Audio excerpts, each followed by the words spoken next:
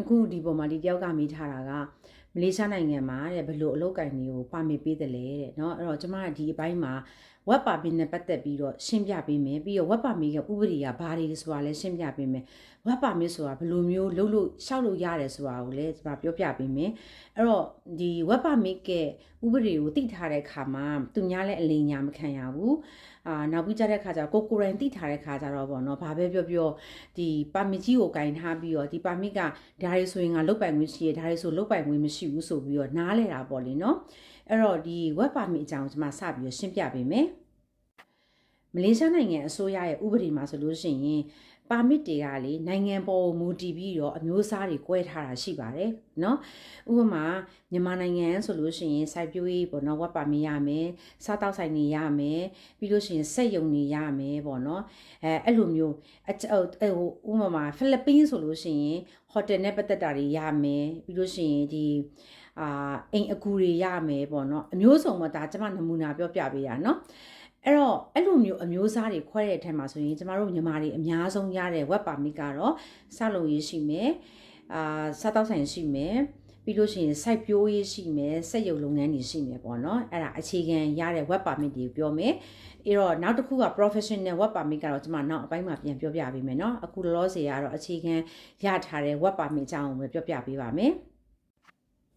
အဲ့တော့ web permit ကိုဘယ်လိုလူမျိုးတွေရှောက်လို့ရတယ်လဲနော်web permit ကအသက်အနည်းဆုံး18ကနေပြီးတော့45နှစ်ရှိတဲ့သူတွေက web permit ကိုရှောက်ခွင့်ရှိပါတယ်။အဲ့တော့ကျန်းမာရေးကောင်းရမယ်ပြီးလို့ရှိရင်ပြစ်မှုရာဇဝင်တွေကင်းရှင်းရမယ်ပေါ့နော်။အဲ့တော့ web permit ကိုဘယ်လိုမျိုးရှောက်လို့ရလဲဆိုရင် web permit ကကိုယ်တိုင်သွားပြီးတော့လဝကမှာသွားရှောက်ခွင့်မရှိပါဘူးเนาะ။ web permit ကိုရှောက်ရတယ်ဆိုလို့ရှိရင်မလေးရှားနိုင်ငံမှာရှိတဲ့အလုပ်ရှင်ရဲ့ခေါ်စားဒါမှမဟုတ်လို့ရှိရင်တချို့ဆိုလို့ရှိရင်မလေးရှားနိုင်ငံကိုအလည်နဲ့လာတယ်ကံကောင်းစွာနဲ့အလုပ်ရသွားပြီးတော့အလုပ်ရှင်ကနေပြီးတော့ web permit ကိုလိုက်ပြီးတော့ဒီလုပ်ပေးရပေါ့နော်ရှောက်ပေးရဆိုလို့ရှိရင်အဲ့ဒါမျိုးလည်းရတယ်အဲ့မှာမှ web permit ကကျွန်တော်တို့မြန်မာနိုင်ငံသူနိုင်ငံသားတွေတချို့ကင်ထားတာတွေအမျိုးအစားတွေ꿰သွားပြန်ရောနော်အဲ့ဒါလေးကိုလည်းရှင်းပြပေးမယ် web permit ကိုတစ်နှစ်ပဲတက်တန်းပေးပါတယ်အဲ့တော့တစ်နှစ်တစ်ခါတက်တန်းတိုးရတယ်တစ်နှစ်မပြည့်ခင်တက်တန်းကိုချိုပြီးတော့တိုးရပါတယ်နောက်တစ်ခုကကြတော့ web permit ကိုနောက်တနည်းဘလို့ရလဲဆိုလို့ရှိရင်မလေးရှားနိုင်ငံကိုမလာဘဲနဲ့မြန်မာနိုင်ငံနေပြီးတော့ပဲweb permit ရတဲ့ဟာဆိုရင် calling visa လို့ခေါ်ပါတယ် calling visa ဆိုတဲ့အဓိပ္ပာယ်ကတော့မသိသေးတဲ့သူတွေကျွန်မရှင်းပြပေးမယ်ဖိတ်ကြားခံရတာပေါ့နော်ဒီမလေးရှားနိုင်ငံမှာရှိတဲ့ဒီအလုပ်ရှင်ကနေပြီးတော့မြန်မာနိုင်ငံသားတအုပ်ကိုမလေးရှားမှာအလုပ်လာလုပ်ဖို့ဆိုပြီးတော့ဖိတ်ကြားတာအဲ့ဒါကတော့အတိအကျပဲဒီရောက်တာနဲ့အလုပ်တန်းရပြီလေနော်အဲ့လိုမျိုးဖိတ်ကြားထားတဲ့စာမျိုးကို calling visa လို့ခေါ်ပါတယ်အဲ့တော့ calling visa ရပြီဆိုလို့ရှိရင် web permit ကလည်း auto ရသွားပါတယ်ကျွန်မရှင်းပြထားတာက web permit နဲ့ပတ်သက်ပြီးတော့ဒါအကြမ်းမြင်လေးပေါ့နော်ဥပဒေတွေသိရအောင်လို့ရှင်းပြထားတယ်အဲ့တော့ web permit ရထားတဲ့သူတွေက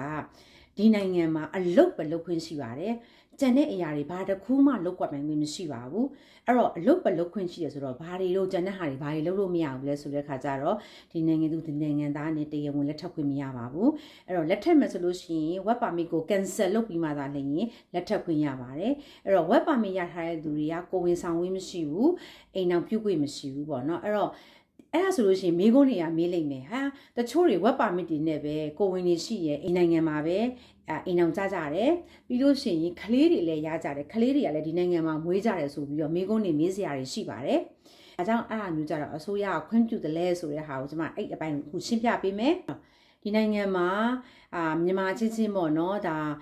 မင်္ဂလာဆောင်ကြတယ်ကိုဝင်နေရကြတယ်ကလေးတွေမွေးကြတယ်ဒါပေမဲ့ web permit ကိုကင်ထားကြတယ်အဲ့လိုလူမျိုးရထားတဲ့ web permit တွေတော်တော်များများကဘာတွေလဲဆိုတဲ့ခါကျတော့ web permit ကိုပြန်ဝယ်ထားတဲ့သူတွေပါเนาะအဲ့တော့ web permit ကိုဘယ်လိုမျိုးဝယ်လို့ရလဲဆိုတဲ့ခါကျတော့ဒီလိုရှိပါတယ်မလေးရှားနိုင်ငံမှာဒီ company တော်တော်များများပေါ့နော်ဥပမာကျွန်မပြောပြမယ်ဆိုရင်ဆောက်လုပ်ရေး company ကိုတခုကိုဥပမာအနေနဲ့ပြောပြမယ်အဲ့တော့ဆောက်လုပ်ရေး company တခုကမလေးရှားနိုင်ငံမှာနိုင်ငံသားအလုပ်သမားကိုခေါ်ချင်လို့ရှိရင်ဒီမလေးရှားနိုင်ငံမှာရှိတဲ့အလုပ်သမားဝင်ကြီးတို့ပေါ့နော်ဒီအလားဝကတော့အစင်းစင်ရနေပြီးတော့သူတို့ကနေပြီးတော့ခွင့်ပြုချက်တွေတောင်းဆိုရပါတယ်เนาะအဲ့အဆင့်တွေကတော့ကျွန်မမပြောတော့ပါဘူးပေရှီဝါမှာဆိုလို့ပါ အဲ့တော့ company ကလည်း strong ဖြစ်ရမယ် strong ဖြစ်ရမယ်ဆိုတော့ company က senior ဘာဟတ်တို့ပါတော့เนาะအလုပ်သမားကိုခေါ်ယူခွင့်ရှိတဲ့ company တွေဖြစ်ရမယ်အဲ့တော့တချို့ company တွေကဒီအစိုးရကိုတင်လိုက်တဲ့ခါမှာအစိုးရကတော့တေချာစစ်ဆေးမိပြီးလို့ရှိရင် okay ဒီဆောက်လုပ်ရေး company ကတော့အလုပ်နိုင်ငံခြားသားအလုပ်သမားအယောက်100လိုအပ်တာမှန်တယ်ဆိုပြီးတော့သူကအယောက်100အတွက်သူတို့က permit တွေချပေးလိုက်တယ်ပေါ့နော်အဲ့တော့တကယ်တမ်းကတချို့ company တွေကသူတို့လိုအပ်တာကအယောက်50ပဲအယောက်50ရာပိုးနေတယ်ဒါပေမဲ့သူတို့က permit ရထားတဲ့ခါကျတော့အဲ့အယောက်50စာကို agent နဲ့ပေါင်းပြီးတော့ပြန်ရောင်းစားတာပေါ့နော်အဲ့ဒါမျိုးကင်ထားတဲ့သူတွေအဲ့တော့တချို့ကျမတို့ညီမတော်တော်များများရှိပါတယ်ဒီဆောက်လုပ်ရေး permit တွေကိုအဲ့လိုမျိုးတွေတဆင့်စီတဆင့်ဝယ်ထားကြတာအဲ့တော့ permit ကြီးတွေကအဲ့ဒါကြောင့်မလို့ဈေးတွေကကြီးသွားတာပါပုံမှန် permit ကြီးရဆိုအဲ့လောက်ထိအစိုးရကိုတင်ရတာအဲ့ဈေးတွေကအဲ့လောက်ထိမရှိပါဘူးအဲ့တော့ဝယ်တဲ့ခါမှာဒီ9000နေ8000နေအမျိုးမျိုးပေါ့နော် agent တွေပွဲစားတွေပေါ်မူတည်ပြီးတော့ဈေးတွေကအဲ့လိုမျိုးရှိပါတယ်အဲ့လိုမျိုးလူမျိုးတွေကကိုရထားတာဆောက်လုပ်ရေးပါမစ်နဲ့ကတ်ထားပြီးမြဲဒီနိုင်ငံမှာဆောက်လုပ်ရေးလုပ်လာဆိုလုပ်တာမဟုတ်ပါဘူးဒီနိုင်ငံမှာအခြားသောလုပ်ငန်းတွေလုပ်ပြီးတော့ပါမစ်ကိုနဲ့နေကြတာပါအခြားသောလုပ်ငန်းတွေဆိုတာဥပမာငိုလဲလုပ်ငန်းတွေလုပ်မယ်မြန်မာဆိုင်တွေဖွင့်မယ်ပေါ့နော်အမျိုးမျိုးပေါ့နော်သူတို့နီးသူတို့ဟန်နဲ့လုပ်ရမယ့်လုပ်ငန်းတွေသူတို့ပြီးတော့နေထိုင်ကြတာဖြစ်ပါတယ်အဲ့လိုမျိုး web permit သမားတွေကအိမ်အောင်တွေရှိရဲကလေးတွေမွေးကြတယ်ဒီနိုင်ငံမှာအဲ့တော့မွေးထားတဲ့ကလေးကကျွန်မနောက်တစ်ချိန်ပြန်ပြောပြပါဦးမယ်မလေးရှားနိုင်ငံမှာကလေးကမွေးလို့ရတယ်မလေးရှားနိုင်ငံကမွေးစရင်ပေးတယ်ဒါပေမဲ့မလေးရှားနိုင်ငံသားလည်းမဖြစ်ဘူးဘာအခွင့်အရေးမှခံစားလို့မရပါဘူးเนาะအဲ့ကလေးကလည်းဘာဖြစ်သွားမလဲမိဘက work permit မလို့ကလေးကလည်းဘာ visa ဘာပါပေးမှမရမယ်ကလေးကလည်း overstay ဖြစ်သွားပါမယ်အဲ့ဒါကြောင့်မလို့16နှစ်အောက်ကလေးဆိုလို့ရှိရင်မြန်မာနိုင်ငံကိုပြန်ရင်စီရန်လျှောက်ပြီးပြန်ရပါတယ်ဒါပေမဲ့ကလေးတွေအတွက်ကတော့ဒဏ်ကြေးပေးစရာမလိုဘူးပေါ့လीเนาะအဲ့လိုမျိုးဖြစ်သွားပါတယ်အဲ့လိုမျိုးလူမျိုးတွေကပဲကလေးမွေးတာတွေပေါ့နော်ဒီလိုမျိုးအိမ်အောင်ပြူတာတွေလင်မယားတွေဒီမှာလာနေကြတာပေါ့နော်အဲ့တော့ web permit ကိုကင်ထားပြီးတဲ့ permit ကဆောက်လုပ်ရေးဖြစ်တယ်ဒါပေမဲ့ကိုလုပ်တဲ့လုပ်ငန်းကအခြားသောလုပ်ငန်းဖြစ်တယ်အဲ့တော့ရဲမိလို့ရှိရင်ဘာတွေဖြစ်တယ်လဲဆိုတဲ့အခါကျတော့ရဲကမင်းလောက်တာဆောက်လုပ်ရေးခါကျရင်သူတို့လက်ဝါးလေးတွေစစ်ပြီးတော့စစ်မင်းလက်ဝါးလေးတွေကနူးညံ့နေတာဆောက်လုပ်ရေးလောက်တာမဟုတ်ဘူးသူတို့သိတယ်เนาะအဲ့ခါကျတော့စားတဲ့ရဲနဲ့တွေ့ရခါကျတော့တောင်းဆကြတာပေါ့လေเนาะမဖြစ်ဘူးဆိုတော့အဲ့လိုပေးလိုက်လို့ရှိရင်တော့နည်းနည်းတော့ညင်သွားတာပေါ့လေเนาะအဲ့လိုမျိုးတွေရှိတယ်တကယ်တမ်းဥပဒေအရဆိုလို့ရှိရင်စောက်လုပ်ရေးလုပ်ထားတဲ့လူကစားတော့ဆိုင်မှာသွားပါမစ်ရထားတဲ့လူကစားတော့ဆိုင်မှာသွားလုပ်လို့မရဘူးစောက်လုပ်ရေးပါမစ်ရထားတဲ့သူကစိုက်ပျိုးရေးမှာသွားလုပ်လို့မရဘူးသူ့ရဲ့ရထားတဲ့ပါမစ်ကအောက်မှာပဲလုပ်ရတာပေါ့နော်ဒါပေမဲ့အဲ့ဓာတွေကတရားတော့မဝင်ပါဘူးစောက်လုပ်ရေးပါမစ်ရပြီးတော့စားတော့ဆိုင်မှာလုပ်တာတွေဘာတွေကတရားတော့မဝင်ဘူးတကယ်တမ်းပါမစ်ကကိုယ်တိုင်ဝယ်ပြီးတော့ဒီမှာနေထိုင်လို့ရအောင်တရားဝင်လေးဖြစ်အောင်လို့နည်းနည်းပါတော့ရဲမြင်လို့ရှိရင်တော့ပါမစ်လေးရှိရဆိုတာပြရုပ်ကလေးပဲရှိပါတယ်တရားဝင်လားဆိုလို့ရှိရင်တော့မဝင်ဘူးသူတို့ဖမ်းမယ်ဆိုရင်တော့ဒါဖမ်းလို့ရပါတယ်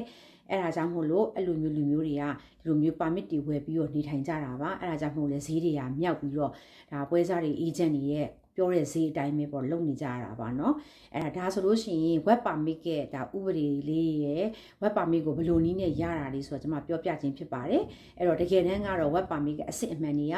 calling visa လို့ပေါ့เนาะဖိတ်ကြားခံရတဲ့ဟာရတဲ့ permit တို့ဒီနိုင်ငံကအလုပ်ရှင်ကိုယ်တိုင်ကသူတို့မှာဒီမလေးရှားဒီလာဝကကိုသူတို့ကိုယ်တိုင်ရှောက်ပြီးတဲ့ web permit တို့ပေါ့เนาะအဲ့တော့စားတောက်ဆိုင်မှာအလုပ်လုပ်တယ်permit ကလည်းစားတောက်ဆိုင်ရဲ့ permit အဲ့ဒါမျိုးတွေရတာလျင်အစစ်မှန် web permit တွေဖြစ်ပါတယ်เนาะအဲ့တော့တန်တဲ့ဟာတွေကကျွန်မအတူလို့ပြောတာမဟုတ်ဘူးဒါပေမဲ့ဘယ်လိုပြောမလဲခုနလိုပေါ့နော်ဆောက်လုပ်ရေးနဲ့နေတဲ့ site ပြိုးရေးနဲ့နေပြီးတော့ဒါ permit ကတ်တွေကိုမရှိတာအဲ့လုပ်ငန်းတွေမလုပ်ဖက်ဒီမိလုပ်ငန်းတွေလုပ်တာပေါ့နော်ဒါပေမဲ့အဲ့ဒါရတရားတော့မဝင်ပါဘူးတရားဝင် web permit ရထားတဲ့လူတွေကဒီနိုင်ငံမှာအလုပ်ချိန်ရ12နာရီတိလုပ်ရပါတယ်နော်